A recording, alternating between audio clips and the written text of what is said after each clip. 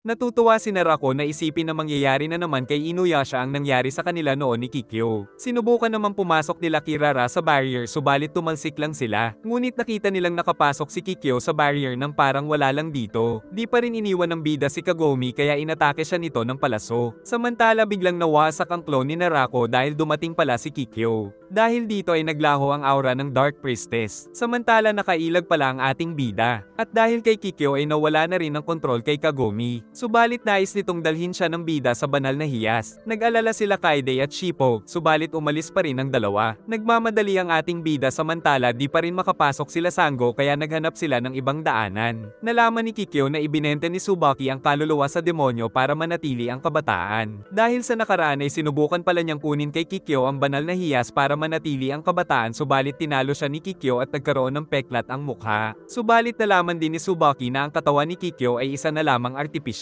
Saka naramdaman nila ang kakaibang aura. Tapos nakita ni Tsubaki na napupurified ang Sacred Jewel dahil kay Kagome, kasabay ng pag-atake nito ng Sacred Arrow kaya naglaho na ang barrier. Nalaman din ni Tsubaki na nakaligtas pala si Inuyasha. Tapos pinagbantaan siya ni Kikyo nang malaman na pinagtangkaan niya si Inuyasha. Saka sinabunutan at sinabing bahala siya sa gagawin kay Kagome pero wag gagalawin si Inuyasha saka ito naglaho. Nakarating na rin doon sila Kirara. Saka nagpakita ang Dark Priestess na sinabing nagtungo daw doon si Kikyo para magmakaawang wag niyang patayin si Inuyasha. Aatake na sana ang bida nang sinabi ni Tsubaki na mamamatay si Kagome dahil nasa ilalim pa rin ito ng kanyang sumpa. At pinatunayan nito kaya nasaktan si Kagome. Saka nagpalabas ito ng isang demon wolf na nagtungo kay Inuyasha. Tumalo ng bida at umatake ngunit walang kwenta. Saka nagbanta si Tsubaki na pag nilabas niya ang Tessaiga ay papatayin nito si Kagome. Pero pinag-utos ni Kagome na gamitin pa rin ng bida ang Tessaiga dahil nang makipagsabayan ay wala siyang palag sa mga kuko ng wolf. Nagpatuloy lang ang pag-ilag ng ating bida sa giant wolf. Subalit di nagtagal ay tinamaan siya nito. Kaya sinabi ni Tsubaki na sumuko na lang siya. Ngunit lumaban pa rin ang bida at gumamit ng Blades of Blood at nasaktan ang halimaw. Kaya pinahirapan pa ni Tsubaki si Kagome. Tapos pinagaling pa nito ang mata ng giant wolf. Naisip ni Miroko na kahit manalo pa si Inuyasha ay papatayin pa rin ni Tsubaki si Kagome kaya kailangan nilang matalo ang snake nito. Sumugod ang monk at umatake si Sango na pinigilan ng giant wolf saka hinagis ng binata ang mga seal pero sinunog lang nito tapos inatake pa siya ng wolf kaya naman iniligtas siya ng ating bida. Saka muling pinakita na hawak niya ang buhay ni Kagome. Biglang nagising si Kagome sa kanilang bahay kaya nagtataka siya sa nangyari. Nagtataka din siya kung bakit di maalala ng kanyang pamilya ang tungkol sa feudal era at kay Inuyasha. Kaya tinignan niya ang balon na nakasarado pala. Pagpasok ay iniisip pa rin niya kung anong nangyari dahil pati ang mga kaklase ay nakalimutan ng mga kwento niya tungkol kay Inuyasha. Hanggang sa klase ay di siya makapag-focus kaya napagsabihan pa siya ng guro. Sa uwian ay binigyan siya ng regalo ni Hojo at pag-uwi ay nakita niya sila Shippo at Kaide doon at sumakit ang kanyang leeg kaya nakatulog. Nang magising ay nandoon si Buyo pero di nakitang nag-transform na si Kirara. Lumipas ang mga araw na iniisip niya pa rin kung anong nangyari.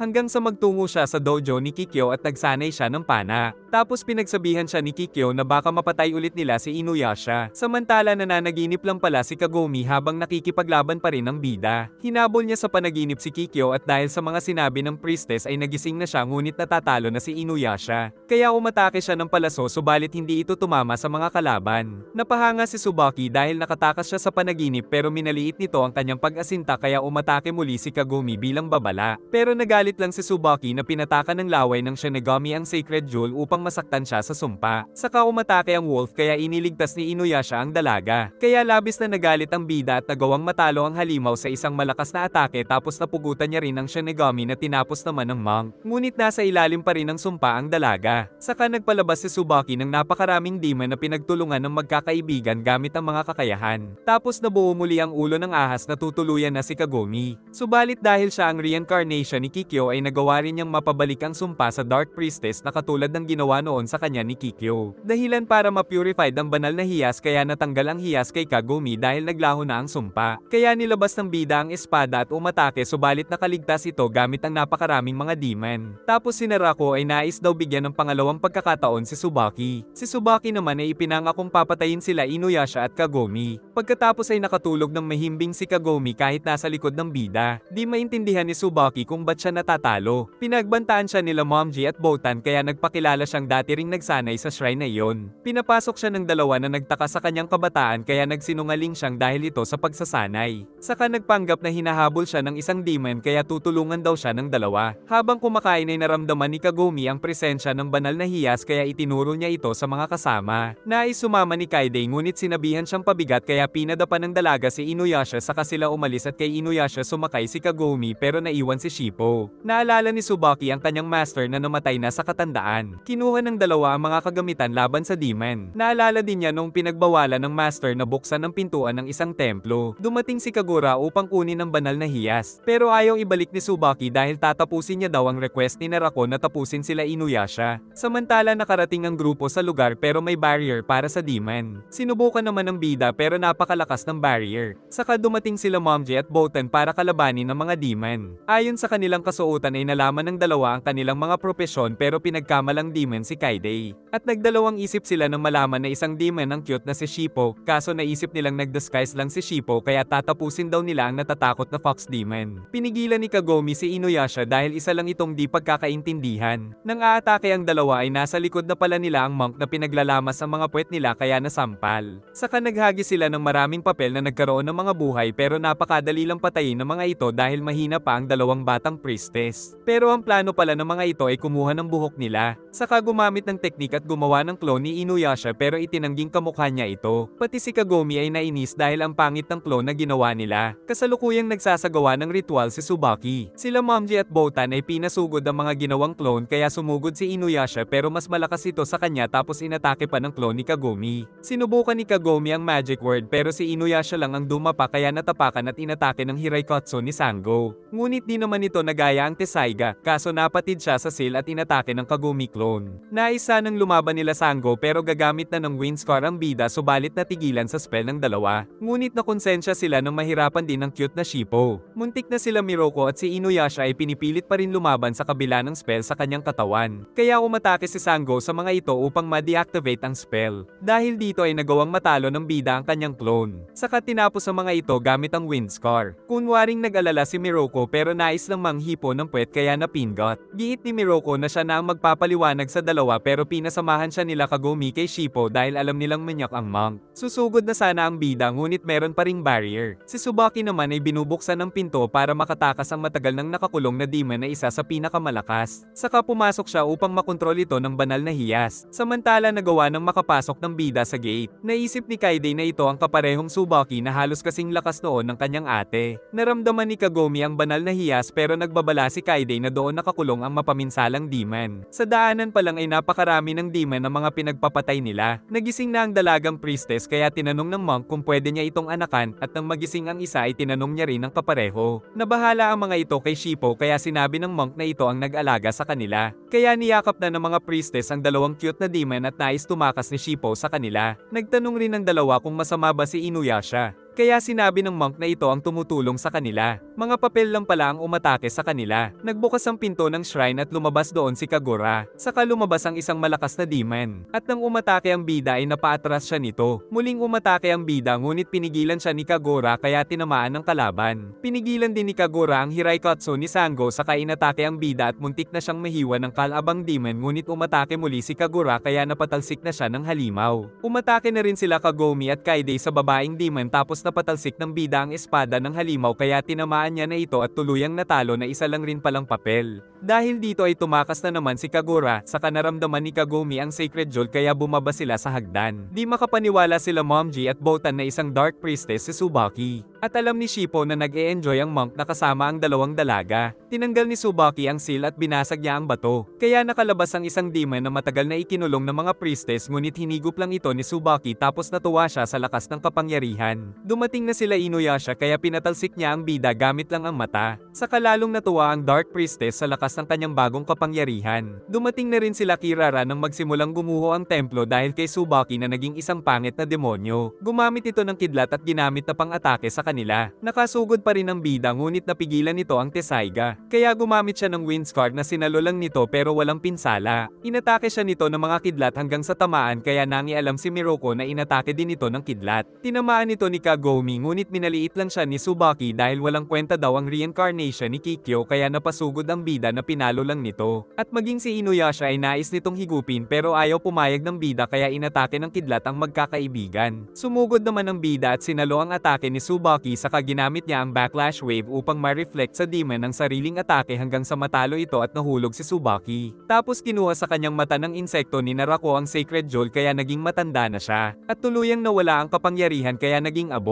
Tapos napansin ni Inuyasha si Kikyo pero di ito nagpakita sa kanya. Naramdaman nila ang malakas na mayasma saka sumugod sa kanila ang malaking centipede na nagbuga ng malagkit na puti sa kanila. Tapos pinalo ito ng monk at aatake pa sana ang mga kasama. Subalit napansin nilang tuluyan na itong natalo sa isang atake lang kaya nabitin si Inuyasha. Natuwa ang mga tao sa ginawa ng monk na nais siyang imbitahan pero magsasanay pa daw si Miruko kaso nang marinig na may magagandang babae ay nagbago ang kanyang isip. Sa kasiyahan ay sinulit talaga ito ng monk pero type din siya ng lola. Natuwa si Kagome dahil masaya ang salo-salo ng pamilya. Pero hindi daw ma-imagine ni Inuyasha na magkasabay silang kakain ni Sesshomaru. Nahampas niya na naman si Mayoga na palaging nawawala pag may panganib pero ayaw nitong sabihin kung saan siya nanggaling. Pagsapit ng gabi ay inaasahan ng monk na aatake ang nanggugulong espiritu pero isang bata lang ito na inakalang doon ng CR. Sa susunod naman ay si Sango ang dumating kaya naisip niyang makakascore na siya pero inatake nito. Napansin niyang di alam ni Sango ang ginagawa saka nagising ang mga kasama at pinigilan ito ni Inuyasha. Ngunit nang manyok na naman kaya nasampal saka nagising ang dalaga. Inisip nila kung sino ang nagkontrol kay Sango saka dumating si Mayoga na pinaghinalaan nilang may nalalaman. Naisip ni Sango na baka kagagawa nito ng mabilis nilang napatay na centipede. Kaya hinukay nila ang katawan nito upang lagyan ng seal. Subalit si Miruko naman ang nakontrol kaya nagsimula ito sa pag-atake sa mga kaibigan. Ngunit nadapa ito at saka umalis ang nagkokontrol. Tinanong ito ni Kagome at ng Mang Manyak ay nalaman niyang nagbalik na ito. Saka lumabas muli ang isa pang centipede na umatake ng demon fluid.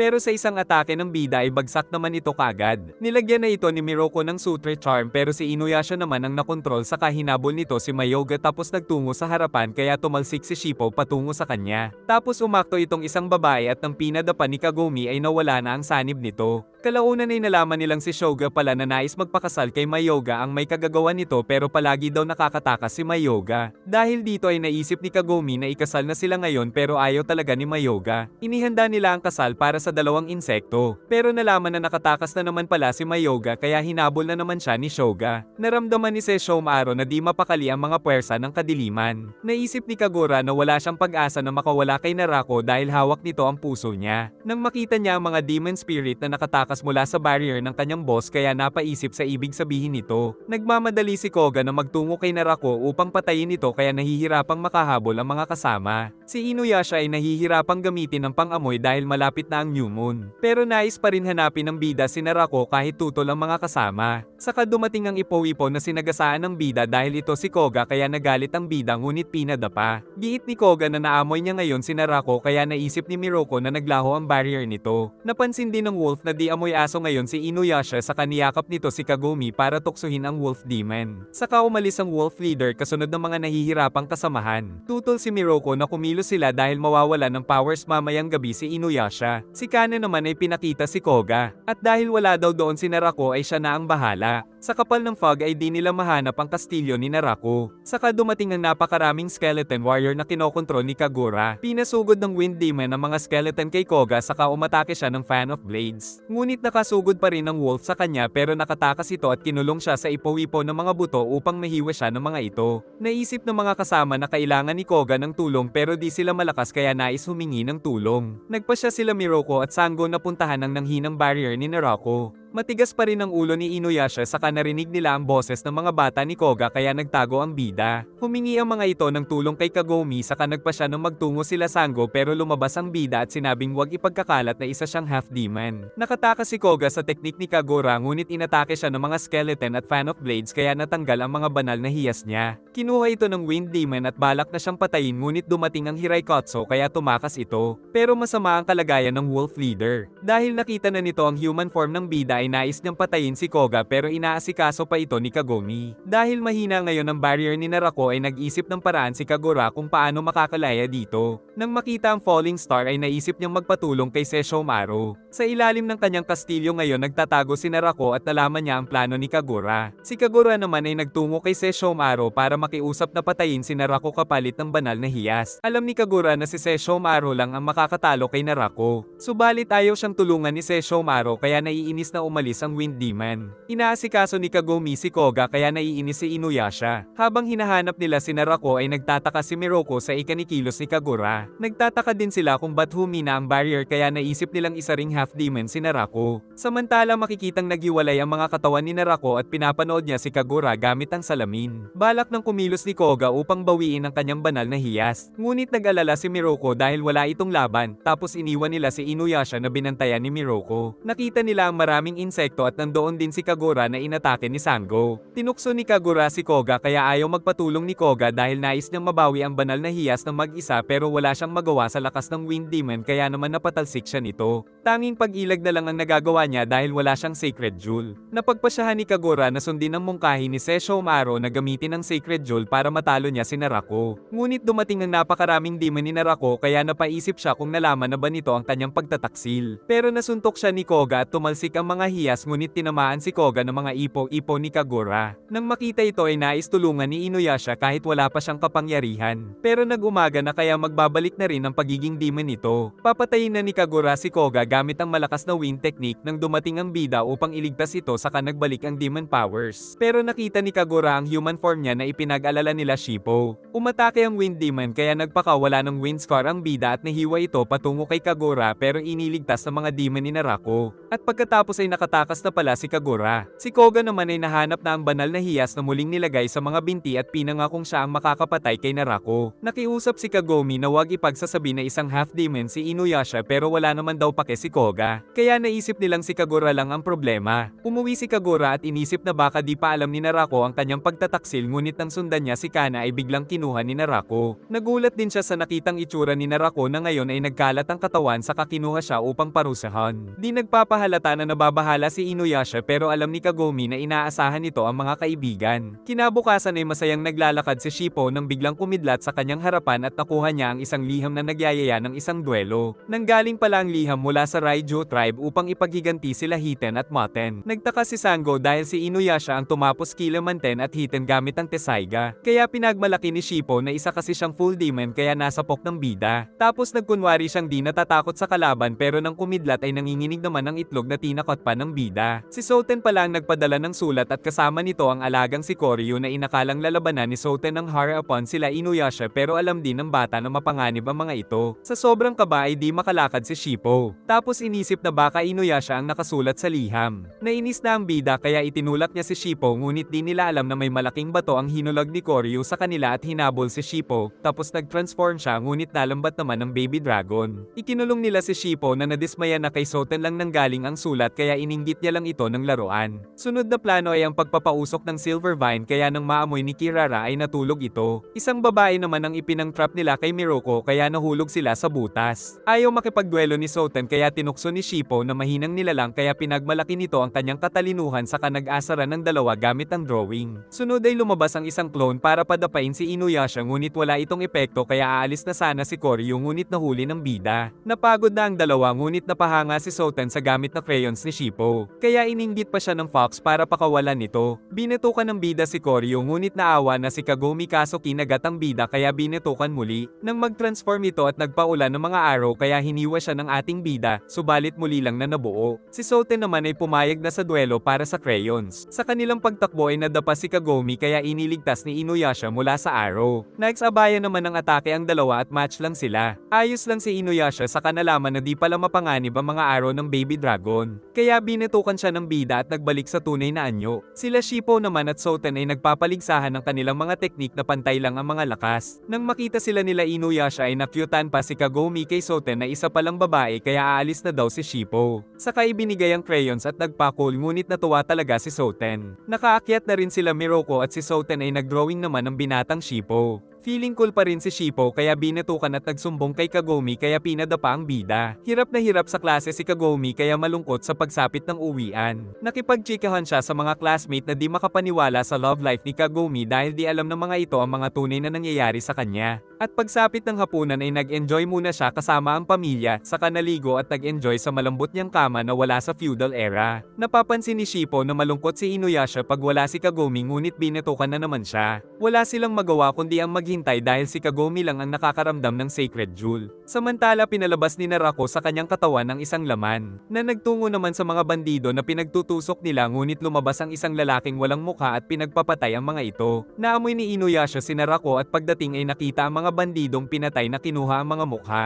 Walang mahanap na gwapong mukha ang lalaki sa mga bandido. Ngunit dumating ang monk na may gwapong mukha, kaya naman naglaban ang dalawa subalit natalo nito ang monk at napatakbo ang apprentice. Nagustuhan na ng lalaki ang bago niyang mukha kaya nang may lumapit na mandirigma ay ang mga gamit naman nito ang kanyang pinagdiskitahan na tagumpay niyang nakuha. Tapos sinunog niya ang isang bayan at nagbaka sakali na maalala niya ang nakaraan pero meron pa ring kulang. Nang bigla niyang maalala ang isang village at isang kuweba na balak niyang puntahan ngunit pinigilan siya ni Inuyasha. Si Kagome ay nagpaalam sa pamilya saka nagbalik sa feudal era. Dahil walang maalala ang lalaki ay inangkin niya ang pangalan ng may-ari ng mukha na si Muso. Samantala pinapanood lang sila ni Narako. Nakipagsabayan din ito sa Tesaiga kaya nawasak ang braso nito. Subalit dumating ang mga insekto na naging mga bago niyang kamay. Saka umatake na parang letigo at wala ring kwenta ang Hiraikatsu sa kanya tapos natusok pa ang ating bida. Nang makita nito si Kagome ay naalala niya si Kikyo kaya natulala at muling naputol ng bida ang kanyang braso, subalit tumubo lang muli kaya tumulong na rin sila Sango at Miroko ngunit nakuha pa rin ito si Kagome. Pinutol kagad ng bida ang braso nito. Subalit dumating muli ang mga insekto at muling nabuo ang braso na muling inatake ng bida ngunit natusok siya nito saka nahuli si Kagome na agad ring iniligtas ni Inuyasha at tinamaan ang katawan ng kalaban. Napansin nila ang peklat nitong spider na katulad ng kay Narako saka masama pa rin ang kanilang kutob. Inaasikaso ni Kikyo ang mga sugatan ng makausap ang apprentice ng pinatay na monk. Naisip ni Kikyo na kagagawa nito ni Narako na pinapanood siya ngayon pero alam ni Kikyo na hanggat na kay Narako ang puso ni Onigumo ay di siya nito sasaktan. Pinakawalan ng master si Kagura at inutusang sabihin kila Inuyasha kung nasaan si Muso. Samantala muli na namang nabuo si Muso. Pinapauwi muna nila si Kagome upang maging ligtas ito. Isang lalaki na naman ang nakita ni Muso na kinuha niya ang mga gamit saka nakarating sa pamilyar na kuweba. Samantala naisip ni Kaide na magtungo sa kaparehong kuweba para mag-imbestiga. Pumasok si Muso at naisip na pamilyar talaga ito. Si Inuyasha naman ay ginagamit ang pang-amoy nang makita nila si Kagura na sinabi lang kung nasaan si Muso tapos umalis ito kagad. Alam nila Miroko na nais nitong makawala sa kontrol ni Narako pero isa pa rin itong kalaban. Naisip naman ni Kagura na walang kontrol si Narako kay Muso dahil pinapabantayan ito sa kanya. Pinapauwi na si Kagome pero sumama pa rin siya kay Kaide. At ang di nila alam ay nasa loob na si Muso na naaalala si Kikyo. Lumabas ito kagad nang marinig si Kagome at umatake sa kanila. Umatake din si Kaide ngunit walang kwenta, saka nakilala ng matanda na ito ay si Onigumo. Di ito tumigil ngunit nang malapit ng mahuli ang dalaga ay iniligtas na naman siya ni Inuyasha. Naalala na rin ni Muso na siya si Onigumo at pati nang makulong siya sa kadiliman. Di rin daw siya tauhan ni Narako saka pinalabas ang mga spike para patayin sila. Pagsugod ng bida ay nahuli siya nito ng ugat subalit mabilis lang na nakatakas. Si Narako ay nagtungo kay Kikyo para patunayan na magagawa niya na ngayong patayin si Kikyo pero di niya pagagawin. Ngunit biglang nagloko ang kanyang kamay. Wala pa ring magawa ang bida sa mga atake ni Onigumo ngunit tinamaan na naman ito ng wind scar. Ngunit nahuli ang bida na niligtas ni Sango at muli itong nabuhay kaya muling inatake ng wind scar. Si Kagura naman ay nag-iisip pa rin ng paraan. Iniisip na rin ng bida kung paano ito matatalo ngunit nag-anyo pa itong Scorpio na umatake at natusok nito ang ating bida. Pero dahil isa siyang demon ay di niya ininda ngunit sinakal naman ito. Kaya gumamit ng wind scar ang bida na tumapos dito subalit muli na namang nabubuo at naging isang Scorpio na ipinagtaka ng lahat. Tinamaan at napatalsik na naman ang napapagod na bida dahil walang katapusan ng pag-regenerate ng kalaban. Giit ni Shippo na gumamit siya ng backlash wave pero di pala magawa ng bida dahil walang ghostly aura si Onigumo kaya gumamit siya muli ng wind scar. Subalit nagsisimula na namang mabuo kaya sinabi ni Miroko na napansin niyang ang marka ng gagamba ang kahinaan nito. Muli na naman itong nabuhay pero pinuntirya na ng bida ang marka ngunit pinigilan siya ni Kagura na tamaan ang marka. Tapos dinala ng mga insekto ang katawan nito na hinabol nila Inuyasha. Nalaman ng bida na tinanggal ni Narako si Onigumo sa katawan upang magawa niya ng patayin si Kikyo. Dinala ng mga insekto si Onigumo kay Narako upang muling ibalik sa kanyang katawan dahil kailangan niya pa ito pero ayaw nang makulong ni Onigumo kaya sinubukan niyang tumakas pero di di papayag si Narako habang si Kagura ay nanonood lang hanggang sa mahuli si Onigumo at dumating si Inuyasha na inatake ang kalaban. Kaya nakatakas na si Onigumo at inutusan ni Narako si Kagura na habulin ito pero bumalik ang lalaki samantala naputol ang mga galamay ni Narako kaya nagbuga ng mayasma. Dumating na rin si Miroko saka umatake ang bida na iniwasan ng villain. Ngunit tinusok ito ni Onigumo. Subalit di nasaktan si Narako at nagsimulang higupin ito kaya naisip ni Kagura na di talaga siya makakatakas kay Narako. Kailangan pa daw ni Narako si Onigumo sa kanyang katawan. Naisip ni Miroko na isa rin itong half-demon dahil sa panghihina ng barrier. Pero pinagmayabang pa ni Narako na nakakapili siya ng panahon kung kailan niya gustong maging mahina hindi tulad ng ibang half-demon na nakatakda sa gabi ng full moon. Nainis na ang bida sa daldal nito kaya umatake subalit mas lumakas ang barrier ni Narako kaya kahit ang wind scar niya ay hindi na rin tumalab sa tibay nito saka ito tumakas. Naramdaman ng mga tao ang kakaibang hangin dahil napadaan si Narako. Nabahala si Miroko sa paglakas ng villain pero si Inuyasha na daw ang bahala. Pagsapit ng gabi ay nakita ni Kagome ang napakagandang mga bituin na pinanood nila ni Inuyasha. At si Kikyo naman ay namimiss na ang ating bida. Kinabukasan ay nagpapaalam si Kagome na babalik muna sa kanyang panahon pero di nila mahanap si Inuyasha na naisip ni Miroko na nagtungo kay Totosai. Tinatanong ng bida ang paraan kung paano mawasak ang napakatibay na barrier. Pero nais ng maligo ng matanda dahil nangangati na siya kaya iniisip niya kung paano makakakuha ng tubig. Dumating ang isa pang estudyante na isang Lynx Demon na nais din daw matutunan ng pagwasak ng barrier. Pero inakala ng bida na kasama sa training ang pag-iigib kaya sinamahan niya ang Lynx. Ngunit di nito mabuhat ang isang balde pero ayaw pa rin sumuko. Kaya naawa ang bida at dinala siya kasama ang balde. Nagsibak din sila para sa pampaligo ni Totosai ngunit di pa kaya ng Lynx kaya tumalsik siya na sinalo ni Inuyasha. Saka napansing nagkasakit ito dahil di pa kumakain at doon lang natutulog sa maliit na kubo kaya tutulungan daw siya ng bida dahil naaalala niya si Shippo. Pinainit ni Inuyasha ang pampaligo ng matanda. Samantala natatakot si Mayoga na malaman ni Inuyasha na gusto niya lang maligo at wala itong kinalaman sa training. Binigyan ng bida ng maraming pagkain ng Lynx para lumakas ito. Saka nagkwento itong kailangan niyang mawasak ang barrier upang mailigtas ang kanyang tribo mula sa isang demon at sinabi ng ama na si Totosai lang ang makakapagturo nito. Dumating ang isa nitong katribo na si Torako kaya nalaman niyang nanganganib ang kanyang ama. Dahil dito ay nagmadali ang batang Lynx at kinuha ang espada ni Totosai. Hinabol naman ito ng bida at sumakay kay Kirara. Di pa nakakalayo ang Lynx dahil sa bigat ng espada kaya dinala siya ng bida. At sa kabila ng pagtanggi ay nais pa ring tumulong ni Inuyasha. Pagdating ay nakita nilang nasa loob ng barrier ang ama dahil pinapasok daw ito ng halimaw kaya ililigtas ng batang Lynx pero si Inuyasha na daw ang bahala. Inatake nito ang barrier ngunit hindi niya nawasak kaya naiyak na lang. Tapos nakita nilang paparating na ang halimaw para kainin ang ama nito. Inatake sila nito ng mayasma saka inilabas ng bida ang Tesaiga. Tapos sinubukan niya ang bunga ng training kay Totosai at nagawa naman niyang mapaglaho ang barrier nito saka naputol ang isang paa ng halimaw. Subalit muli lang tumubo. Kaya umilag siya at tinusok ito sa kahinaan sa likod dahilan para tuluyan itong maglaho. Dahil dito ay naging kaibigan ng bida ang Lynx tribe. Pagbalik ng bida ay pinagmalaki nito na lumakas siya dahil sa training pero inamin ng matanda na nais niya lang talagang maligo kaya binatukan siya ni Inuyasha. Pero sinabi nito kay Mayoga ang tamang paraan para makamtan ang nais ng bida. At pagbalik ni Inuyasha ay nainggit siya dahil naubos na ng mga kasama ang mga pasalubong ni Kagome. Samantala isang half-demon na bata ang inihanda ng mga tao. Saka dumating ang demon bat para kunin ito. Naglalaro sila ng baraha kung saan nanalo si Kagome. Pero di pa rin maganda ang mood ng bida dahil walang epekto ang wind scar niya kay Narako. Dumating na naman si Mayoga na napalo. Saka sinabi ang paraan para mawasak ng bida ang anumang barrier. Giit ni Mayoga na kailangan niyang mapatay ang isang demon bat na nangangalaga ng barrier ng tribo nito dahil ang dugo nito ang susi para lumakas ang Tesaiga. Na-excite ang bida kaya agad silang nagbiyahe. Nagagalit ang mga tao sa isang babae dahil inatake pa rin sila ng mga demon bat kahit ibinigay na ang anak nito. Iniligtas naman ito ng bida at tinanong kung nasaan ang mga demon bat. Kwento ng babae na isang delikadong tribo ang mga demon bat pero iba ang kanyang naging nobyo na si Tsukuyomaru. Mula nang isilang ang kanilang anak ay tumigil ang pag-atake ng mga demon bat pero nang mamatay si Tsukuyomaru ay muling sumalakay ang mga ito sa village. Si Taigo Kumaro naman na ama ni Tsukuyomaru ay ipinangako na titigilan sila pag binigay ang kanyang apong si Shiori dahil kailangan daw nila ito upang maipagpatuloy ang barrier na noon ay si Tsukuyomaru ang may trabaho. Di rin daw tanggap ng mga tao si Shiori kaya pumayag na lang siyang ibigay ito sa lolo kapalit ng di pag-atake sa village. village. Pero umaatake pa rin daw ang mga ito sa kanila kaya nais ni Inuyasha na puntahan si Taigo Kumaro. Makitid na daan ang kanilang landas patungo sa Demon Bat Tribe. Sa kanya naalala na noon ay di rin siya tanggap ng mga demon kaya palagi siyang nasa panganib. Sumama sa kanya si Mayoga samantala nakita na nila si Shiori na ginagampanan ng trabaho nito saka sinabi ni Mayoga na kailangan niyang patayin si Shiori para lumakas ang Tessaiga. Lumabas si Taigo Kumaro na malaking demon bat na wala daw pake sa kasunduan. Kaya umatake na ang ating bida, subalit walang kwenta ito sa barrier ng demon bat saka umatake ito ng sonic wave kaya iniligtas ng bida ang babae. Nagmakaawa naman si Shiori na wag nang saktan ng kanyang ina. Saka sinabi ni Taigo Kumaro na hindi rin magiging masaya si Shiori sa village. Nagbalik sila dahil napagtanto ng ina na tama si Taigo Kumaro. Naisip naman ni Kagome na di magagawang patayin ni Inuyasha ang isang bata. Napansin ng lolo na namimiss na ng apo ang village at ang kanyang ina kaya balak niyang wasakin ang village para wala na itong mamis kaya sumugod ang mga alagad.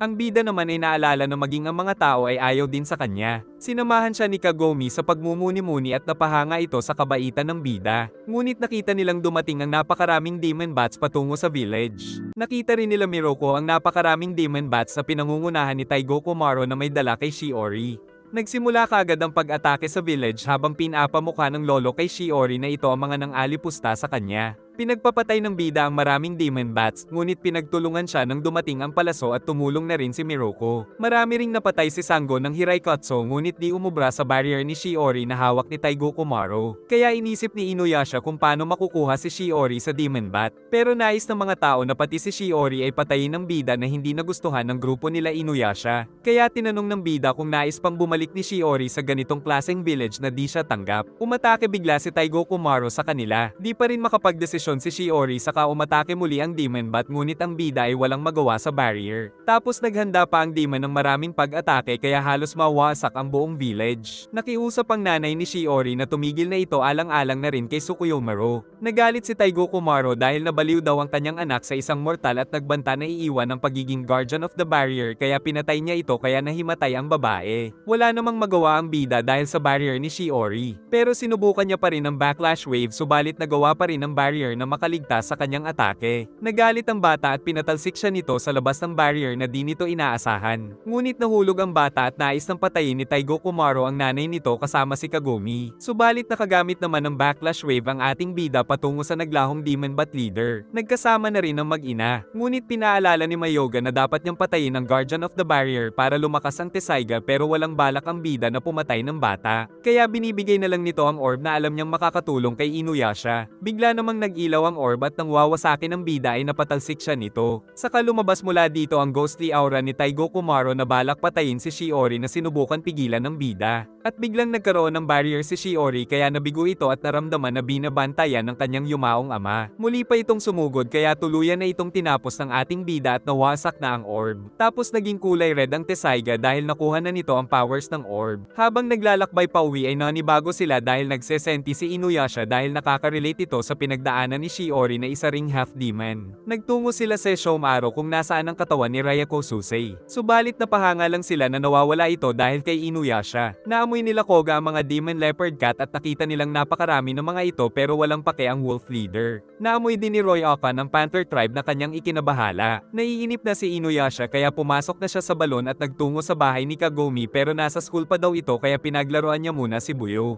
Nagulat ang dalaga dahil sinusundo na siya ni Inuyasha. Pero dahil steak daw ang ulam ay kakain muna sila. Nais din daw ni Shippo na makita ang tirahan ni Kagome. Nang dumating si Hachi at nagsumbong na dumating ang Panther tribe na pinagpapatay ang bawat makita. Kalaunan ay dumating ang isa nito na hinahanap ang priestess pero ayaw maniwala na isang priestess ang matanda. Itinuro ito ni Hachi pero sinabi nitong sila ay mga Panther demons at nais daw nila ang banal na hiyas saka dumating ang mga kasama nitong pusa kaya agad na nakipaglaban sila Miroko at Sango at tumakbo naman sila Hachi at Shippo at muntik ng tamaan ni Kaide ang pinuno. Pero dahil wala doon ang hinahanap ay umalis na ang mga ito. Naisip nila na si Kagome ay pakay ng mga demon leopard cat. Nainis na ang pusa kaya kinalmot na nito si Inuyasha. Giit ng lolo na mag-ingat siyang huwag masumpa ng pusa dahil tumatagal ng 7 henerasyon ang galit ng mga ito pero di na bahala ang bida kaya nainis na rin si Kagome. Tapos kumain na sila at nais daw katabi matulog ni Sota si Inuyasha. Nagpulong ang mga Panther tribe kung paano bubuhayin ang kanilang master. Kinabukasan ay nagbalik na sila pero nais pa sana ng mga kaibigan na umuwi muna muna si Kagome dahil sa Panther Tribe. Samantala nanghuhuli ng isda sila Rin at Joken. Si Sesshomaru naman ay naglakad muna ng magyelo ang ilog dahil dumating si Toren na nakalaban niya noon at nagbabanta ng paghihiganti saka ito umalis. Nakahuli naman ng marami sila Rin ngunit binalita ng master na nagbalik ang Panther Tribe kaya maghintay daw muna doon si Rin at ang alaga nila. Giit ni Hachi na sumugod na noon ang mga pusikat para manakop. Dumating ang Panther Tribe at nakilala si Inuyasha na kapatid ni Sesshomaru. Kaya umatake ito ng apoy at binalot pa nito ang sarili. Si Kagome naman ay pinatulog ng magic ni Shunran. Tapos si Taba ay nagwala gamit ang lakas nito, kaya nakuha nila si Kagome tapos pinagtulungan si Inuyasha. Di kaagad nakabangon ang mga kasama dahil sa atake ng kalaban. Samantala si Royakan ay nais muling magsilbi kay Sesshomaru pero tinanggihan siya dahil si Joken lang daw ang kailangan nito. Naghahanap na ang magkakaibigan nang makita nila si Koga na nagalit kay Inuyasha nang malaman na nakidnap si Kagome at agad itong umalis para maghanap pero nais ng bida na siya ang makapagligtas sa dalaga. Dinala nila si Kagome sa acting leader nang dumating si Koga na kinalaban ng mga pusa para iligtas si Kagome saka dumating na rin ang bida subalit nakarating sila sa isang dead end at naglaho ang amoy ng mga pusikat. Ikinulong nila si Kagome at gagawin daw na sakripisyo. Umatake naman ang bida sa pader at naglaho na ang ilusyon. Pero inunahan naman siya ni Koga saka dumating ang mga kaibigan. Naghanap sila sa village na ito pero walang tao. Subalit napaligiran sila ng Panther Tribe kaya agad na naglaban ng dalawang grupo at si Shippo ay gumamit ng smoke bomb pero nahabol pa rin kaya inatake ng bida ang mga ito. Tapos nagtakbuhan ng iba pang Panther Tribe kaya hinabol nila Inuyasha. Giit ni Kara na iaalay nila si Kagome upang mabuhay ang master saka napaligiran na naman sila tapos nagpalabas ng lason upang manghina sila saka sila binato ng mga sibat. Biglang yumanig ng malakas dahil dumating pala si Sesshomaru. Kaya natuwa pa si Karan dahil dumating ang magkapatid na target nila. Ayaw ni Sesshomaru na makakampi si Inuyasha kaya pinatalsik siya nito. Nais ni Joken ang tulong ni Inuyasha pero tinapakan siya ng master. Dumating si Hachi at kasama nito si Mayoga. Tapos sumakay sila kay Hachi at sinabi ni Mayoga na nakalaban daw noon ng kanyang ama ang Panther Tribe. At ang ama ni Inuyasha ang nanalo kaya ngayon ay naghihiganti ang mga pusakal. Di rin daw kasali si Sesshomaru sa digmaang iyon pero nais silang patayin dahil sa kanilang ama. Saka tumakas na si Mayoga dahil aatakihin na pala sila kaya nahulog. Maging ang mga bata ni Koga ay nais ng kakampi pero matigas ang ulo ng leader. Nang dumating si Royakan na nais makipagkampi, napaligiran sila Sesshomaru kaya umatake si Joken, subalit natalo siya ng yelo ni Toren kaya iniligtas ng master. Si Inuyasha ay kinakalaban si Karan na fire user. Tapos sila Kirara ay inatake ng kidlat ni Shuran. Nagtoos naman sila Toren at Sesshomaru ngunit nakailag ang leopard cat. Saka sumugod ng mga kasama kaya inatake ni Sesshomaru. Sa nakaraan ay nais magsilbi nila Royakan kay Sesshomaru dahil pinagsilbihan din daw ng mga ito ang kanyang ama. Subalit natalo ang marami sa kanilang puwersa kaya napaatras sila Royakan. Pero wala daw pake si Koga sa nakaraan nang mapansin nilang paikot-ikot lang sila kaya nagpalabas ng mga wolf ang guardian of the forest at si Koga ay tinignan sa itaas kaya nakita si Shunran na agad niyang sinugod. Pero gumamit ito ng pampatulog kaya nahirapang lumaban ang wolf. Ikinulong na rin sila Sango at Miruko. Nang mahiwalay si Joken ay hinabol siya at umilag ang mga ito sa apoy ngunit iniligtas siya ni Inuyasha. Nang makapag-usap ang dalawa ay kinwento ni Joken na noong pangalawang sumugod ang Panther Tribe ay nakasil siya kaya wala siyang alam. Nagising sila Miruko at Sango kasama si Kagome at nakita ang mga villager na iaalay din ng mga demon leopard cat. Pinangako ng dalaga na maliligtas sila ngunit natatakot ang mga ito. Samantala inihahanda na ni Toren ng ritual para mabuhay ang master. Natunto nito ni Sesshomaru kaya nagbabantay si Karan. Dumating din si Koga na inatake ni Shuran ng kidlat ngunit nakailag ito. At dumating din si Inuyasha sa isa pang gate na binabantayan ni Shunran. Nagising si Shippo na wala na sila Miruko at Sango. Sinabi naman ni Mayoga na nabihag ang mga ito. Umatake ang bida ngunit di ito tinamaan tapos biglang nagpadami kaya di niya na alam kung alin ang totoo. Si Koga naman ay umilag sa malalakas na suntok saka nakailag siya sa kidlat kaso tinamaan si Royakan. Di umuobra kay Sesshomaru ang apoy ni Karan kaya pinatalsik niya ito at nahulog sa ilog. Nang magyelo ang paligid dahil dumating si Toren at nagsabayan ng dalawa ng mga atake ngunit magkasing lakas sila. Subalit tumakas ito para isagawa ang ritual. Ginamit ni Koga ang bilis para di siya matamaan hanggang sa masipa niya ito. Dahil dito ay umatras muna ang mga pusikat. Di matamaan ng bida si Shunran kaya sinunog ni Joken ang mga ilusyon. Ngunit pagsugod niya ay tumakas na rin ito patungo sa loob. Isinasagawa nila ang ritual para mabuhay ang master at nagkaroon ng barrier na hindi mawasak ni Sesshomaru.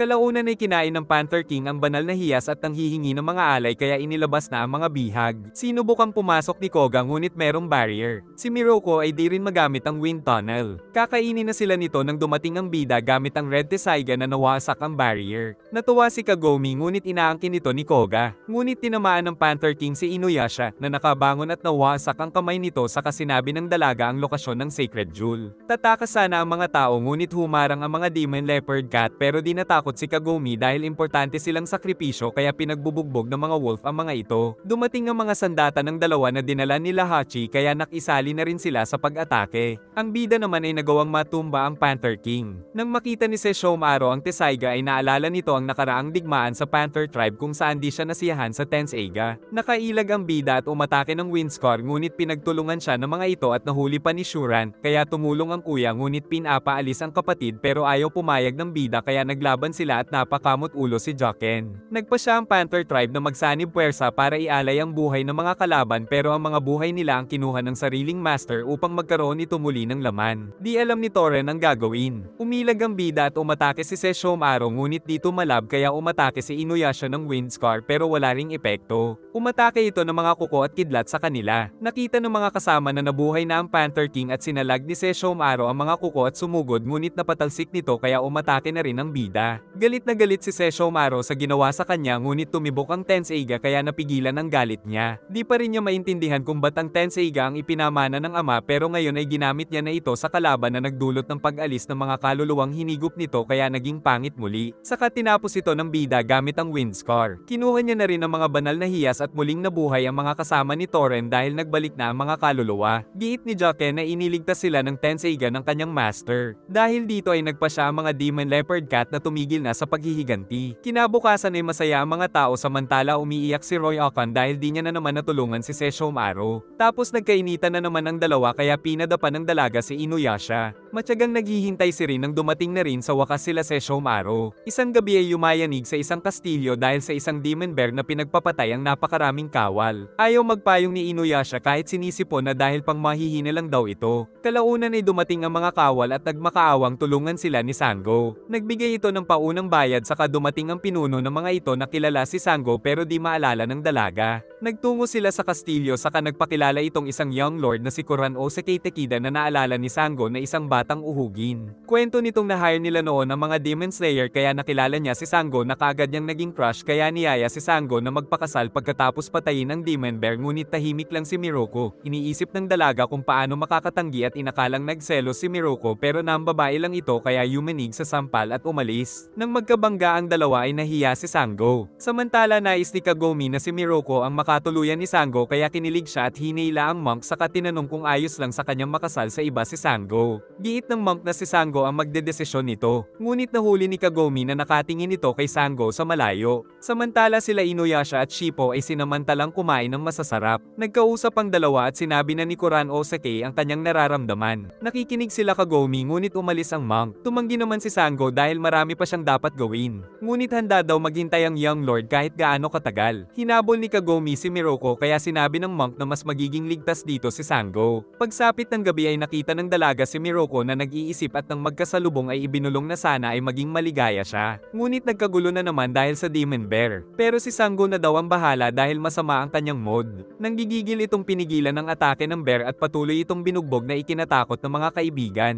Hanggang sa tuluyan niya itong tapusin ng mag-isa. Ngunit muli itong nabuhay kaya pinrotektahan siya ng monk. At sinabing isa itong vengeful spirit kaya ang sutre charm niya lang ang makakatapos dito na tuluyan niyang tinalo gamit ang mga charm. Kinabukasan ay pinakita nila ang mga bear ornaments at nakita ang balat ng demon bear kaya naalala ni Sango na tinalo nila ito 6 years ago pero sinabihan nilang mag-alay ng dasal at ilibing pero di daw ginawa ng dating lord para mapagkakitaan. Ngayon ay sinunog na nila ito upang tumigil na ang demon bear. Bago sila umalis ay sinabi ng young lord na maghihintay pa rin ito kay Sango. Dahil umuulan ay binigyan ni Kagome ng payong si Sango at nag-share sila ni Miruko at nagmukhang magkasintahan pero minanyak na naman kaya nabanatan. Subalit palihim na natuwa rin si Sango. Iniisip pa rin ni Joken kung ba't napakalakas na ng Tessaiga kaya nagpasya siyang kunin ito para manatiling mas malakas ang kanyang master. Kaya tinawag niya ang isang Noman Demon upang ipakuha ang Tessaiga. Dahil dito ay biglang nagkaroon ng usok sa paligid at nang maglaho ang usok ay nawawala ang mga gamit pati ang banal na hiyas. Pero kung ano-ano ang kinuha nito puwera lang sa Tessaiga dahil mukha daw itong basura pero pinaliwanag ni Joken na ito ang hinahanap niya. Na-miss daw ni Joken nung pinuno pa siya ng malaking army at kinalaban nila ang isang pangkat subalit natalo sila. Nang dumating si Sesshomaru ay pinatay nito ang mga kalaban nila dahil lang nakaharang sa kanyang dadaanan. Dahil utang niya ang kanyang buhay ay nagpasya si Joken na maging alalay ni Sesshomaru kaya binigay sa kanya ang staff. Nahanap nila Inuyasha ang Noman Demon na sinubukang kunin ng Tessaiga kaya tumalsik siya. Giit ni Shippo na ito ay demon na nabuo dahil sa kabiguan at kalungkutan ng mga kalalakihan sa mga digmaan. Ibinalik naman ito ang lahat ng mga kinuha kaya pinatakas na nila. Nasunog naman si Joken at sa kakatakbo ay nahulog siya sa bangin. Sinundan siya ni Rin ngunit nainis pa ito dahil naging palpak. Nagpanggap siyang isang tagahasa ng mga sandata kaya ipinahasa ang mga weapon nila pero hindi ang Tessaiga. Naisip ni Joken na kung masisiyahan sila ay ipapahasa din ng Tessaiga kaya ginalingan niya. Natuwa nga ang monk pero nakatulog si Joken sa sobrang pagod kaya balewala ang hirap niya. Dahil dito ay gumawa na lang siya ng spring bilang huling plano. Samantala si Rin ay nawawala na kaya naisip niyang magbalik na lang kay Joken. Nakita nila Kagome ang spring na ginawa ni Joken kaya agad silang naligo at naghintay naman si Joken na bitiwan ng bida ang Tessaiga. Nang maligo na ang bida ay kukunin niya na ang Tessaiga pero nasunog siya kaya ginamit ang damit ni Inuyasha. Nang makita si Rin ay naging alerto sila ngunit nahilo dahil sa tubig at nakita ni Kagome ang pototoy ng bida. Dumating si Rin ngunit inatake sila ni Sango na sinalag nito ng apoy sa kabinigay ang Tessaiga at pinatakas sa kapinigilan niya si Kirara. Subalit dumating sila Inuyasha kaya nagbalik si Rin para tulungan siya at kinuha siya pero nabitiwan ng Tessaiga. Kaya nakaligtas si Joken pero naiwan ng pinaghirapan niyang kunin. Samantala nagtataka si Kagome kung ba't may kasama itong bata. Pero ngayon ay na-appreciate ni Joken ang pagtulong ni Rin dahil di siya nabugbog nang dumating naman si Kagura at pinatalsik siya para makuha nito si Rin. Madaling araw ay lumabas si Inuyasha na sinundan ni Kagome dahil naamoy daw ng bida si Narako. Maging si Sesshomaru ay naramdaman din ng kaguluhan sa paligid nang dumating ang alalay para magsumbong na nakidnap si Rin. Dumating si Narako at sinabing patayin niya si Inuyasha kung nais niya pang makita si Rin pero si Narako ang tinapos nito dahil ayaw niya ng inuutusan. Saka nakita ng villain na patungo sa kanya si Sesshomaru. Nagmamadali naman ang bida at nagtataka sila Sango kung ba't nilabas ni Narako ang amoy nito. Samantala sa isang bahay ay nagising si Rin at kasama niya si Kohako. Nang subukan niyang umalis ay napakarami palang demon sa labas kaya mapanganib. Niyaya niya rin na tumakas si Kohako pero ito daw ang bantay niya. Nahanap ni Sesshomaru ang kastilyo ni Narako at nagbukas ang barrier saka sila pumasok. Saka nagpakita si Narako at sinabing nasa ibang lugar si Rin dahil di ito mabubuhay sa mayasma sa kastilyo. Giit ng Demon Dog na di siya nandito para kay Rin pero alam din ni Narako na nais lang siyang patayin ito. Naramdaman ni Kagome ang banal na hiya sa kabundukan. Kaya nagpa siya ang monk na hanapin ito habang si Inuyasha ay magpapatuloy sa paghanap kay Narako. Ngunit nahirapan ang bida dahil naglalaho na ang amoy nito. Pinakita ni Narako ang kanyang katawan na gawa sa mga demon na minaliit lang ni Sesshomaru saka nakailag mula dito. Naisip nila Kagome na baka si Kohako ang naramdaman niyang isang piraso ng hiyas. Binigyan ni Rin ng pagkain si Kohako at nalaman ni Rin na walang maalala si Kohako sa nakaraan. Nang marinig ang kaguluhan ay kumilo si Kohako at nakita si Sango na tanging mukha na kanyang naaalala. Nawawasak lang ng Demon Dog ang mga ugat ni Narako, ngunit nagpatuloy pa rin ito sa pag-atake ng mga ugat. Pero plano pala ng villain na magpakalat ng kanyang laman upang ma-absorb niya si Sesshomaru. Tuluyang naglaho ang amoy ni Narako pero nahanap na ng bida ang barrier na pinilit niyang pasukin saka ginamit ang Red Tessaiga upang tuluyang makapasok na naramdaman ni Narako kaya inutusan niya si Kagura. Umatake si Sesshomaru kaya nawasak ang katawan ng villain pero naghihintay lang ito ng tamang pagkakataon. Ayaw sanang pigilan ni Kagura si Inuyasha subalit may mga kamera. Kaya nagkunwari na lang siya pero naramdaman ng bida na mahina ang mga atake nito. Saka dumating ang mga demon kaya umalis na lang si Kagura at kinalaban ng bida ang mga ito na kahit napakadami ay patuloy siya sa pag-atake. Habang si Kagura ay umaasa na may makakapatay na kay Narako. Dahil sa mga nagkalat na laman ni Narako ay mabilis niya lang na nahuli si Sesshomaru upang higupin ito. Sinunog ni Joken ang isang ugat ngunit di ito namamatay habang ang bida ay sumusugod ngunit hinihigop na ng kalaban si Sesshomaru. Mabuti na lang ay dumating ang bida kaya gumamit ito ng barrier, ngunit laking gulat na mawasak ito ng bida kaya nawasak siya. Dahil dito ay umasa si Kagura na mapapatay na si Narako, ngunit umaatake pa rin ito upang mapigilan ang pagsugod sa kanya ng ating bida, hanggang sa mahuli na rin si Inuyasha ng mga ugat. Ngunit nakatakas pa rin ang bida at gumamit ng Windscar na direktang tumama sa kalaban at si Sesshomaru ay nakatakas na rin. Subalit nag-regenerate pa ng mga ugat si Narako at inatake nito ang magkapatid ngunit nawawasak ng mga ito ang mga ugat niya saka inatake na din ito ni Sesshomaru Sesshomaru na nagpalabas ng mayasma upang makatakas ito. Nais itong sundan ni Sesshomaru pero pinaalala ni Narako si Rin kaya natauhan ito. Samantala kinokontrol na pala ng villain si Kohako. Si Sesshomaru naman ay nagpasya na hanapin si Rin. Tumatakas pa si Joken ngunit tinapakan siya at tinanong ng bida sa nangyayari. Sinasalakay ng napakaraming demon sila Miruko. At nakita ni Kagome na kasama ni Kohako si Rin upang tumakas habang abala si Sango sa pakikipaglaban, saka dumating ang bida at niligtas si Kagome. Sinundan nila sila Kohako upang iligtas bago pa mapatay ni Sesshomaru. Ngunit nagtataka din sila kung ba't may kasamang tao ang kuya ng bida. Samantala papatayin na ni Kohako ang bata dahil sa utos ni Narako ngunit nakailag at nakatakbo pero nahuli siya ng kadena. Tapos dumating si Sesshomaru kaya nais nitong lumaban pero sinuntok ng ating bida. Ligtas naman daw si Rin pero sinakal pa rin ni Sesshomaru si Kohako. Subalit pinakawalan niya rin ito na kanilang ipinagtaka. Saka tumakbo ito patungo sa gubat at kinuha ni Kagura. Nagpasalamat si Kagome pero sinabi ni Sesshomaru na ayaw niya lang sundin si Narako dahil inutusan ni Narako na magpakamatay si Kohako sa kanya. Sa kabila nito ay ayos na rin kay Sango na makitang nabubuhay pa ang kanyang kapatid.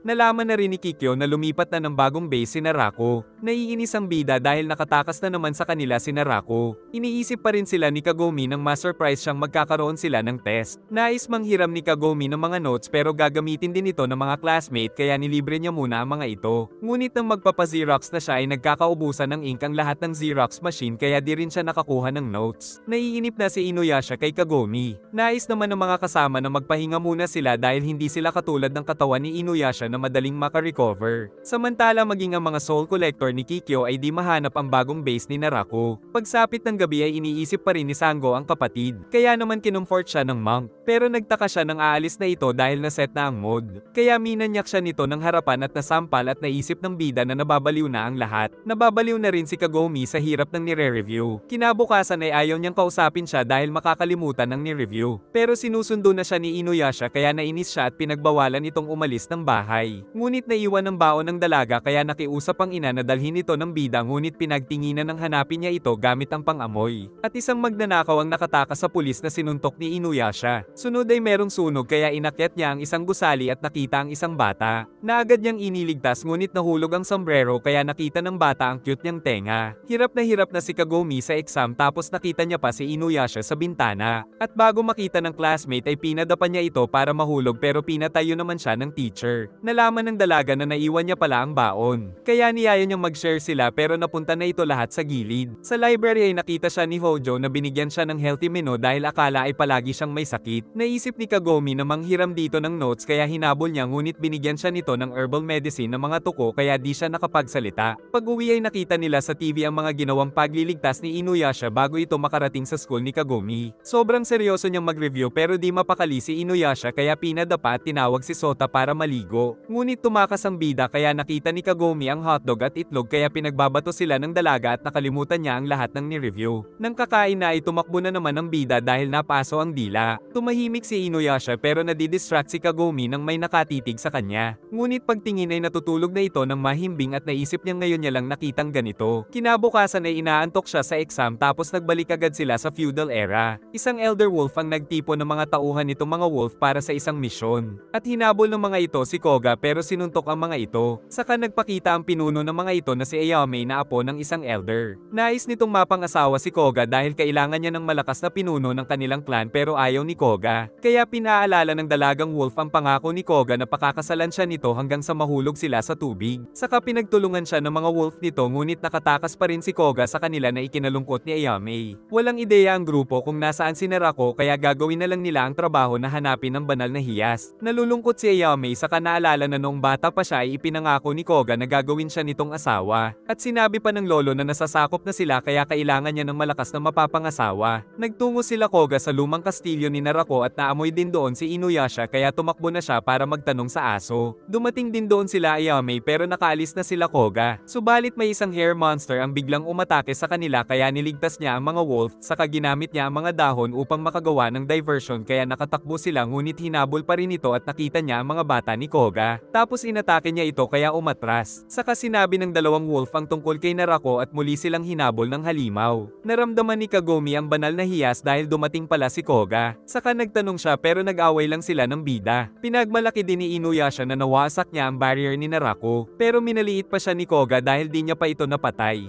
Narinig nila ang halimaw na di kalaunan ay dumating dahil hanap nito ang banal na hiyas kaya pinigilan ng bida at binalibag. Ngunit aatakihin ng dalaga na iniligtas ni Koga at dinala nito sa ligtas na lugar at ang halimaw ay nagpahulog para makatakas. May umatake kina Kagome na si Ayame pala. Lalong nagalit si Ayame nang malaman na ito ay si Kagome kaya umatake muli na pinagsasalag ni Koga. Saka muling pinaalala ni Ayame ang pangako nito. Noong bata pa si Ayame ay hinahabol siya ng mga demon bird na pinagpapatay naman ni Koga. Saka ipinangako nitong gagawin siya nitong asawa pag nagdalaga. At isang lunar rainbow pa ang lumabas. Naalala na rin ito ni Koga pero ayaw niyang umamin kaya pinagalitan siya ni Kagome. Kinwento ni Ayame na mas dumadalas ang labanan sa mga wolf tribe kaya kailangan niya ng malakas na mapapangasawa at sakto namang may pangako na sila ni Koga sa isa't isa. Giit ni Koga na marami pa siyang dapat gawin kaya wala siyang oras. Samantala ang hair demon ay paparating na. Ngunit pinangako ni Koga na poprotektahan ng dalaga saka napansin ni Ayame na si Koga lang ang may gusto kay Kagome. Nakaligtas sila sa atake ng halimaw samantala nakita nila Inuyasha ang mga buhok na umaatake sa kanila. Tapos pinabantayan ni Koga si Kagome kay Ayame. Saka nito sinipa ang halimaw ngunit sa pagsugod niya ay nasilaw siya nito kaya nahuli siya at pati na rin si Ayame na sinubukan pang iligtas ni Kagome. Saka dumating ang bida ngunit pagsugod niya ay nahuli rin siya nito. Giit ng halimaw na gagamitin niya ang sacred jewel para makabalik sa dating katawan. Dumating na rin ang mga kasama saka nakatakas ang bida. Nakatakas na rin si Koga at iniligtas niya si Ayame. Saka pinatikim ng suntok ang halimaw at tinanong kung nasaan si Narako pero maging ito ay walang alam. Subalit nakagat siya kaya sumugod si Ayame na tinusok ito pero pareho silang nakain kaya di magamit ng bida ang wind scar. Ngunit sumabog ito mula sa loob dahil kay Koga. Pagdating ng mga kasama ay pinatandaan niya ang amoy ng halimaw para mahanap si Narako at sinabi ng bida na ginawa niya na ito. Samantala napansin ni Ayame na di naman gusto ni Kagome si Koga. Tapos pinaalala ni Kagome ang pangako nito kay Ayame na naalala ni Koga pero di niya pa rin inamin.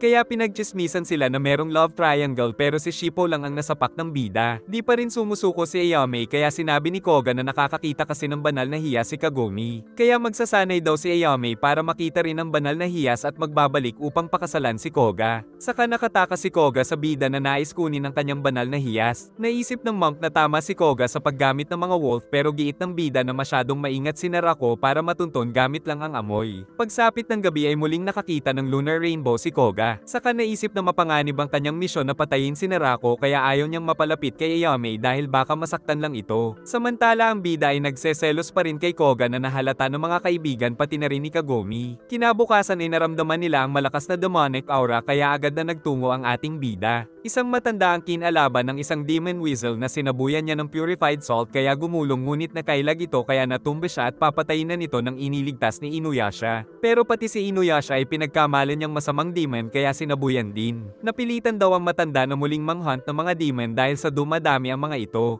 Pinaghihinalaan din niyang dahil ito sa sumpa ng Demon Head Castle, kung saan ang isang ulo ng demon ay inilibing sa kastilyo upang pangtaboy ng mga demon. Subalit sa di malamang dahilan ay mas dumami ang mga demon. Niyaya sila ng matanda sa Demon Head Castle pero ayaw ng bida ngunit sumama si Miruko dahil sa reward. Sa kastilyo naman ay kakaiba ang kinikilos ng pinuno kaya pinatay nito ang isang babae. Naramdaman kaagad ng grupo ang demonic aura na nakapaligid sa kastilyo pero di nararamdaman ng matanda kaya naisip nilang isa itong fake exorcist. At nakita nila ang bangkay na pangpito na daw sa napapatay ng feudal lord. Nakiusap naman ng prinsesa na iligtas ang ama kaya siniguro ng babaerong monk na gagawin niya ang lahat na ikinainis ni Sango. Nang dumating ang demon ay sumugod agad at umatake si Sango ngunit di ito tumama. Umatake din ang bida ng wind scar, subalit nabuo lang itong muli. Kaya naisip ni Miruko na isa lang itong ilusyon kaya ginamitan niya ng sutre charm saka ito naglaho. Tapos tila merong tinatago ang prinsesa. Naisip ng monk na isa lang itong diversion dahil nandoon pa rin ang demonic aura. Sinilip nila ang feudal lord at naramdaman ni Miruko na hindi sa lord ang gagaling ang demonic aura pero nagtatago sa kastilyo ang salarin. Sinabuyan sila ng matanda bilang pang-protecta pero wala daw itong epekto. Kaya sinabihan ni Inuyasha ng fake at di siya nito tinigilan kaya pinadapa ng nainis na Kagome. Nakarating na rin sa prinsesa ang sinabi ni Miruko. Kaya ipinatawag si Miruko na ayaw payagan ni Sango ng mag-isa pero pumayag si Inuyasha kaya ang sama ng tingin nito sa kanya. Bago umalis ay binigyan ng matanda ng purification salt si Miruko.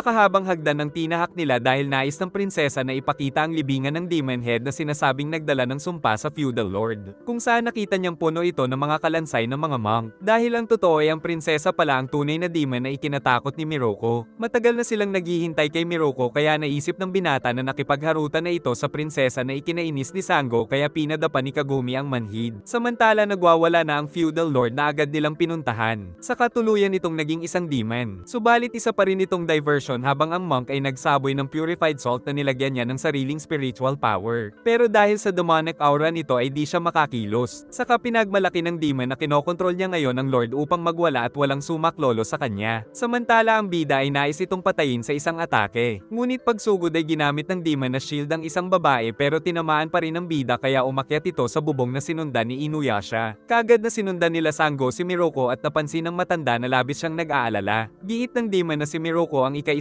na kakainin niya upang maging ganap ang kanyang kapangyarihan. Inasikaso ni Kagumi ang isang sugatan ngunit marami ang namatay. Naghanap pa sila ng survivor nang makita nila ang katawan ng prinsesa. Nagpatuloy sa pag-atake ang bida ngunit ayaw lumaban ng demon. Kaya napansin ni Inuyasha na tila nililibang lang siya nito. Naramdaman ng demon na may nakahanap sa katawan ng prinsesa saka dumating sila Sango pero di rin sila makakilos ni Kirara. Kaya sinabing manood si Sango habang kinakain niya ang monk. Ngunit dumating ang matanda na sinabuyan sila ng purified salt saka nagtaka ang demon kung ba't nakakakilos ito. Sinamantala naman ni Miroko na gamitin ang spiritual power sa purified salt kaya napilitang tumakas ang demon. Tinanong nila kung ba't di naaapektuhan ng demonic aura ang matanda pero di nito alam ang sinasabi nila. Nalaman ng bida na isang decoy lang ang kaharap kaya tinapos niya na ito. Nagtungo ang demon head sa katawan ng prinsesa para kumuha ng spiritual power. At nang makita nito ang banal na hiyas ay muntik na ring makain si Kagumi. Kaya inisprayhan niya ito sa kasinunog ng fox ngunit nakahabol pa rin ang demon pero nahiwa ng bida saka muling sumugod kaya tinuhad ito. Nagbalik na rin sa normal ang lord subalit naging abo ang katawan samantala nakailag ang kalaban. Dumating ang monk na nagtaka kung ba't di pa siya kinain agad ng demon. Giit nitong nag-iingat siyang gamitin ng maraming demonic aura upang di siya matuklasan ni Narako saka ito tumakas na inatake pa ng bida. Kaya tagumpay na nahigop ng monk ng wind tunnel. Dahil dito ay naglaho na ang demonic aura. At kinabukasan ay nagpasalamat ang tauhan ng feudal lord. Dahil sa nangyari ay naisip ng matanda na malakas siyang exorcist kaya magpapatuloy daw ito sa trabaho. Nag-aalala si Miroko dahil ang pagkawala ni Narako ay nagkaroon din ng masamang epekto na pagiging wild ng mga demon dahil wala na silang kinatatakutan. Gustong magpahinga ng dalaga dahil masakit na daw ang puwet niya sa bisikleta ngunit nagagalit si Inuyasha kaya pinadapa ito. Nagsumbong ang mga tao kay Kikyo dahil may pumapatay sa kanila na isang apparition. Pinuntahan ng priestess ang nasabing lugar kung saan nagising ang halimaw at paglabas nito ay agad niyang tinira ngunit matigas ang shell ng giant pagong. Kaya nagkunwari siyang umalis pero nang umatake ito ay tinamaan niya ng palaso sa ulo na siyang naging kamatayan nito. Nabahala si Kikyo dahil ang pagkawala ni Narako ay nagdulot din ng pagdami ng mga demon. Bigla siyang hinold up ng lalaking mamamatay na sa gutom pero wala siyang pagkain at salapi. Nakita ni Kikyo na ang banal na hiyas na lang ang bumubuhay dito sa kabigla itong nakatulog. Samantala inalagaan pa ito ni Kikyo kahit sinabi ng matanda na marami siyang nagawang kasamaan kaya naghahanap na lang siya ng libingan. Naaalala din daw ng matanda si Kikyo at naghahanap din daw siya noon ng sacred jewel kasama si Onigumo. Noon daw ay nalaman niya kay Onigumo ang banal na hiyas kaya binalak niyang patayin si Kikyo.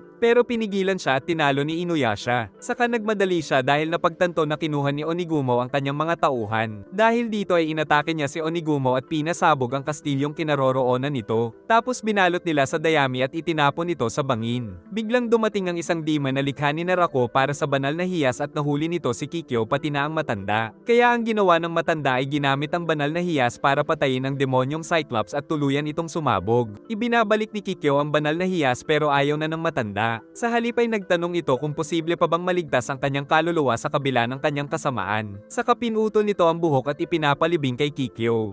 Sinisipon pa rin si Kagumi saka magkatabi silang nagpainit ni Inuyasha sa apoy. Upang matupad ang huling kahilingan ng matanda ay nagtanong si Kikyo kung saan pwedeng ma-purify ang kaluluwa nito kaya sinabi ng mga villager na kailangan niyang hanapin ang priest na si Hakushin mula sa Hawkerei Mountain. Subalit kakaiba ang nararamdaman niya sa banal na hiyas patungo sa direksyon. Nakarating sila sa isang lugar na nasira ang mga pananim. Tapos sinamba ng mga ito si Inuyasha na inakala nilang dog god. At nagmakaawa silang kalabanin ng mga masasamang unggoy na pumipinsala sa village. village. Nagtungo sila at nakitang isang demon monkey pala ang kalaban ngunit sinapok lang ng bida at nakita ang tunay na anyo na 3 maliit na unggoy. Humingi ng tawad ang mga ito at binigyan ng bida ng regalo. Ngunit huli na nang sinabi ni Shippo na isa pala itong trap kaya pinagtawanan sila ng 3 unggoy na pinagsasapok ng bida. Saka binuhat ang bato para ipakita na bale wala ang spell nila. Subalit dinagdagan pa ng isa kaya napipi ang bida. Tumakas ang 3 na sinundan nila Kagome upang ay patanggal ang spell. Nagpalabas ng dragon si Shippo at Tiger naman sa mga unggoy pero parehong mga ilusyon. Sunod ay pareho silang nag-transform na walang mga kwenta saka nagbakbakan sa ere tapos nagtama ang mga turumpo nila. Binigyan sila ni Kagome ng pagkain kaya sinabi ng mga unggoy na di sila nanggugulo at sa halip ay pinoprotektahan lang ang shrine. Ngunit dahil sa mga digmaan ay nasunog ito at nakuha ang sacred object ng monkey god na iniisip nilang ibinaon sa sakahan kaya nila ito binubungkal.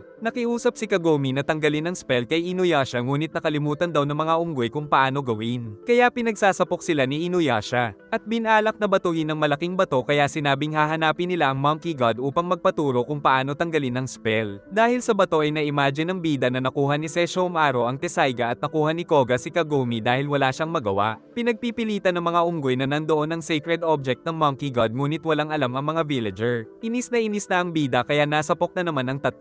Saka nagbanta na wawasakin niya ang village kung di ilalabas ang kailangan ng mga unggoy kaya pinadapa siya. Nagkasundo ang mga tao na hanapin ang sacred object. Samantala gumulong na si Inuyasha sa malaking bato. Nang maghanap sa ilog ay lumubog naman siya dahil sa bato. Dahil sa matagal na paghahanap ay napagod na ang bida. Nagpapatulong sila kay Miruko pero sinabi ng monk na tuwing umaga lang gumagana ang powers niya para may matulugan pa sila ngayong gabi. Nais ng bida na matanggal na ang bato sa lalong madaling panahon. Pero naisip pa ng mga kasama na pwede niya itong gamitin na sandata. Naisip din ni Kagome na makakauwi na siya nang di nakakasunod si Inuyasha. Pagsapit ng gabi ay sinamahan siya ni Kagome sa labas at kunwari pang ayaw ni Inuyasha. Naramdaman ng dalaga ang kakaibang aura sa mga gulay kaya ipinakita ito at nalaman ng mga unggoy na may kinalaman ito sa kanilang monkey god. Kaya kahit masira daw ni Inuyasha ang village ay hahanapin niya ito kaya pinadapa ng dalaga. Kalaunan ay nahanap na rin nila ang monkey god ngunit nahanap lang daw ito ng matanda sa gubat. Sinabi ng mga unggoy na niligtas nila ito sa nasusunog na shrine. Ngunit nang makakita ng acorns ay napabayaan nila ito. Nagliwanag ang sacred object at nagpakita ang monkey god ngunit nagsinungaling ang mga unggoy na walang nangyari. Payo ng monk na gumawa sila ng bagong shrine at mag-alay sa monkey god upang maprotektahan ang kanilang village. Natanggal na rin ang sumpa ng bida saka nagpasalamat ang monkey god at nagbabala sa naramdaman niyang nakakatakot na aura na patungo sa northeast kaya ito ang direksyon na sinundan nila Inuyasha saka pinagbabato sila ng mga unggoy at tinukso ngunit kinolekta ni Shippo ang mga acorn. Naiinip na naman si Inuyasha dahil nagkasakit si Kagome. Pero naiintindihan ng mga kaibigan kaya gagawa muna sila ng ibang mga bagay. Sinabi nila Sango at Miruko na umuwi muna siya dahil mas makabago ang medisina sa panahon niya. Pag-uwi ay inalagaan siya ng ina. Samantala nakikipaglaban sila Kaide sa isang mabangis na demon nang dumating si Inuyasha na sinuntok ito.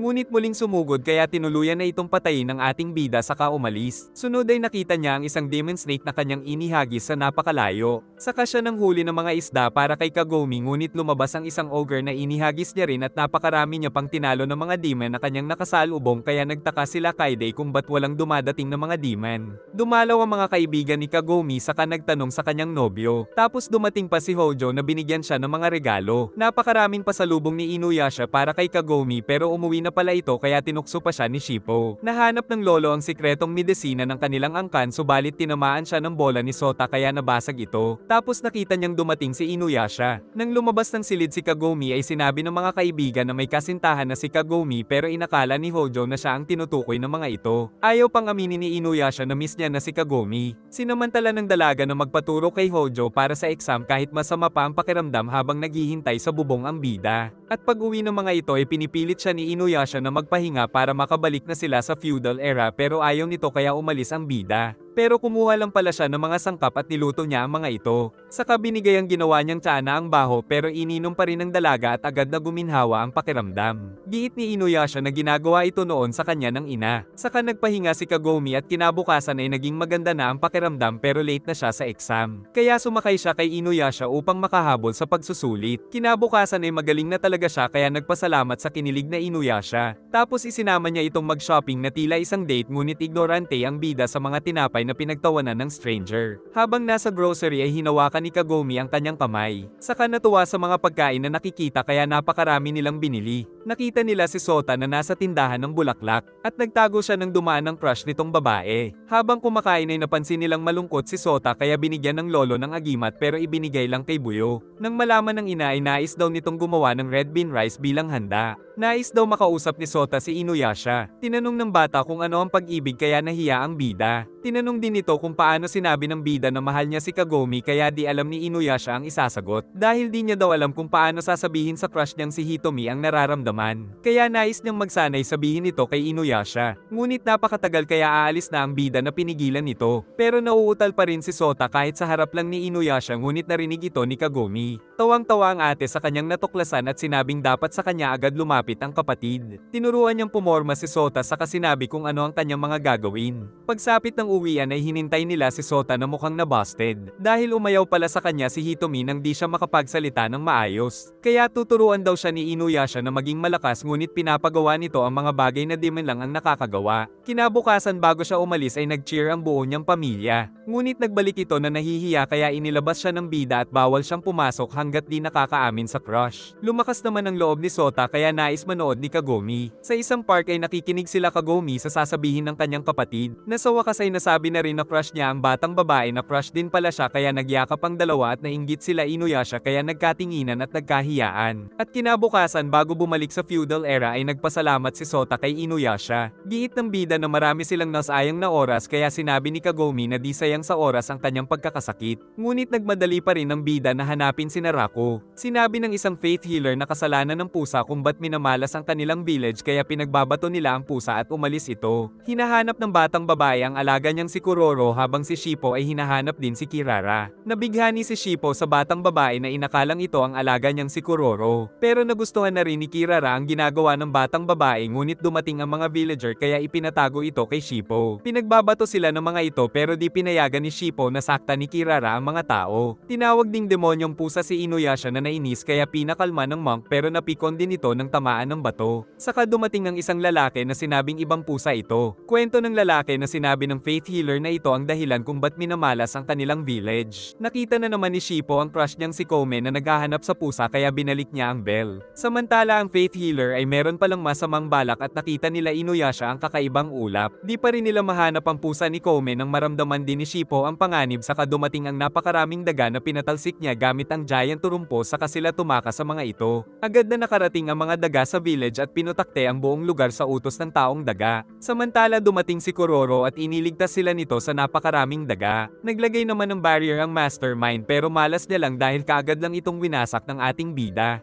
Ngunit lumabas ang giant daga pero natakot kay Kirara saka inatake ng wind scar ng bida. Ngunit nang hihigupin ni Miroko ng wind tunnel ay tumakas ito. Sinundan nila Shippo si Kuroro at nakita ang mga anak nito. Samantala nagtungo doon ang demon rat na tinamaan si Kuroro. Ngunit kinagat nito ang buntot at kinalmat siya sa mukha kaya nilaser sila nito kaya nakulong sila sa kuweba. Kaya nagsimulang maghukay si Shippo at nang masaktan ng kamay ay inasikaso siya ni Kome. Hinanap nila kung nasaan ang daga nang makita nila si Kuroro na tinuro sa kanila ang daan samantala nahihirapan ng huminga si Kome kaya nagmadali si Shippo hanggang sa mabuksan ang kuweba pero nag-aabang ang demon rat pero mabuti na lang ay dumating ang ating bida. Nakita ni Shippo na wala na ang kalmet sa mukha nito kaya naisip na isa itong ilusyon kaya hinanap ni Miroko ang tunay na katawan nito saka inatake ni Inuyasha ng Tessaiga. Kaya natalo na ang demon rat at nanghina si Kuroro. Kinabukasan ay nagpasalamat ang mga tao. Samantala malulusog naman ang mga anak ni Kuroro. Si Shippo naman ay nagpapakakol na naman kaya tinukso ni Inuyasha na crush si Kome kaya pinadapa ni Kagome. Nakita ni Kikyo ang isang babae na binigyan niya ng mga kaluluwa kaya nagising ito at nakilala siya ngunit nalaman niyang binuhay lang din ito ni Urasui katulad niya. Sumugod ang mga puppet soldiers saka winasak ng pinuno ng mga ito ang gate kaya nakapasok ang matitibay na puppet tapos kumidlat pa sa mga tao. Naamoy ni Inuyasha ang mga herb na ginamit ni Urasui kaya pinuntahan niya ito at sumunod ang mga kaibigan. Ang babae naman ay pinaligiran at kinuha ng puppet na iniligtas ng ating bida at nalaman ng mga sundalo ito ni Urasui. Suwei. Niligtas nila ang babae at dinala sila ng pang-amoy sa isang lawa. Naisip nila kung si Kikyo ba ang nagmamanipula sa mga puppet na naiwan ni Ura Suwei. Nanghihina pa rin ang babae at sinabing sana ay di na lang siya binuhay ni Kikyo dahil ito ang pumatay sa kanyang ina. Nakita ni Inuyasha ang napakaraming puppet soldier. Samantala kinasabwat na ng lalaki ang mga feudal lord nang mapansin nito si Inuyasha. Nagpakilala itong anak ni Ura Suwei na si Kawaramaro kaya tinutukan siya ng mga puppet ngunit pinagbabasag ng bida ang mga ito pero may laman itong mayasma. Hiniwan ng bida ang iba pa at winasak niya pa ang kastilyo upang makatakas. Nagpakilala ang babae na si Enjo at binuhay daw sila ni Ura Suwei para gawing mga lingkod pero namatay si Ura Suwei at pinilit na siya ni Kawaramaro na gumawa ng mga puppet soldier. Nahanap pa rin sila ng mga ito na pinagwawasak ng monk kaya napahanga si Enjo sa spiritual power nito. Tumulong na rin sila Kagome at Sango hanggang sa maubos ang mga puppet pero giit ni Enjo na libo-libo pa ang puppet ni Kawaramaro. Tapos naghahanap na naman ng mga puppet soldier ng bagong kastilyo na sasakupin. Matapang na sumugod ang bida at tinulungan siya ni Miruko na balak higupin ang mga ito pero sinabi ng bida na meron itong laman na poison gas kaya mano-mano nilang tinalo ang marami sa mga ito. Tumulong rin si Kagome ngunit nagalit pa ang bida dahil mapanganib ang mayasma saka sumakay siya kay Shippo patungo kay Inuyasha. Nagalit ang bida sa lumikha ng mga ito ngunit wala itong pake dahil dati na siyang namatay. Ngunit si Kawaramaro ay tumawag pa ng demonyo mula sa impyerno na inatake ng bida at naglabas ng mayasma, kaya nahuli siya nito. Pero nakaatake pa rin ng bida at nalusaw ang katawan ng demon pati na rin si Kawaramaro at mga puppet nito. At dahil sa ating mga bida ay nagkaroon na rin ng pag-asa si Enjo na ipagpatuloy ang binigay na pagkakataon ni Kikyo.